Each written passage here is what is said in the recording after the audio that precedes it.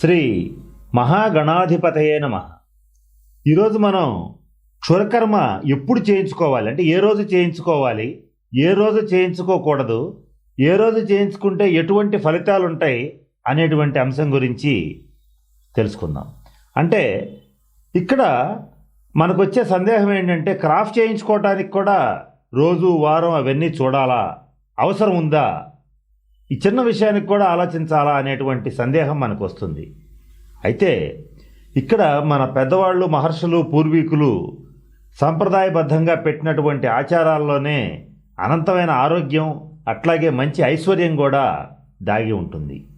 మనం చేసేటువంటి పొరపాట్లని మనం చేస్తూ నా దరిద్రం ఇంకా పోలేదు, నాకు ఇంకా ఆరోగ్యం రాలేదు, ఇలాగ మనం బాధపడి ప్రయోజనం ఉండదు. కనుక పూర్వీకులు చెప్పినటువంటి విషయాలని గనక, అంటే మన మహర్షులు చెప్పినటువంటి విషయాలని గనక తెలుసుకుని ఆచరించగలిగితే దాదాపుగా సగం సమస్యలు తీరిపోతాయి. ఇక్కడ మనం క్రాఫ్ ఎప్పుడు చేయించుకోవాలంటే, సర్వసాధారణంగా ఇది కూడా ఒక ప్రశ్నేనా, ఆదివారం సెలవు రోజు కాబట్టి చక్కగా బార్బర్ షాప్కి వెళ్ళి ఆ రోజు క్రాఫ్ చేయించేసేసుకుంటాం, ఇది పెద్ద విషయం కాదని చెప్పి చాలా తేలిగ్గా చెప్పేస్తాం.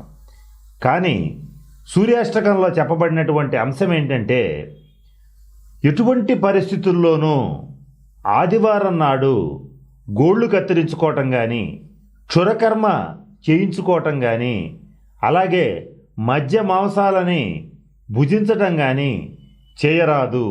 ఇలా గనక చేసేటట్లయితే జన్మ జన్మలకి దరిద్రం అనేటువంటిది వెంబడపడుతూనే ఉంటుంది, అనారోగ్యం అనేటువంటిది వస్తుంది, వ్యాధులన్నీ కూడా వెంబడబడతాయి అనేటువంటి విషయాన్ని స్పష్టం చేసి చెప్పటం అనేటువంటిది జరిగింది. సూర్యాష్టకంలో ఈ మాట చాలా స్పష్టంగా చెప్పారు. కనుక చేయవలసినటువంటిది ఏంటంటే, ఎటువంటి పరిస్థితుల్లోనూ ఆదివారం క్షురకర్మ చేయించుకోరాదు. అలాగే మరి ఎప్పుడు చేయించుకోవాలి అని అంటే, బుధవారం కానీ, గురువారం కానీ, సోమవారం కానీ క్షురకర్మ చేయించుకోవచ్చు. అట్లాగే షష్ఠి, చవితి, షష్ఠి, అష్టమి, నవమి, పౌర్ణమి, అమావాస్య ఈ తిథుల్లో ఎటువంటి పరిస్థితుల్లోనూ క్షురకర్మ చేయించుకోరాదు. ఇది గనక పాటించినట్లయితే ఎటువంటి పరిస్థితుల్లోనూ మనకి అనారోగ్యాలు రావు, చక్కటి ఐశ్వర్యం అనేటువంటిది లభిస్తుంది. ఇది కొద్దిగా మన అలవాట్లని మార్చుకోగలిగేటట్లయితే మంచి ఆరోగ్యాన్ని పొందగలుగుతాం, ఐశ్వర్యాన్ని పొందగలుగుతాం. అంటే ఇక్కడ మనం ఎవరైతే దీర్ఘరోగులు ఎవరైతే ఉంటారో వాళ్ళు కనీసం నేను చెప్పిన ఈ నియమాన్ని కనుక పాటించగలిగితే వాళ్ళు ఈ అనారోగ్యాల బారి నుంచి తేలిగ్గా బయటపడేటువంటి పరిస్థితులు ఉంటుంది. అంటే వాళ్ళు తీసుకునేటువంటి వైద్యం తీసుకుంటూ ఇటువంటి నియమాల్ని కనుక పాటించగలిగితే చాలా తొందరగా వాళ్ళ ఆ రోగాల నుంచి బయటపడతారు.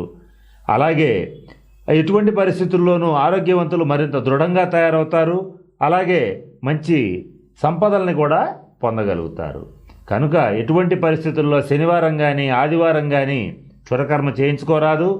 బుధవారం, సోమవారం, గురువారం మాత్రమే క్షురకర్మ చేయించుకోవాలి.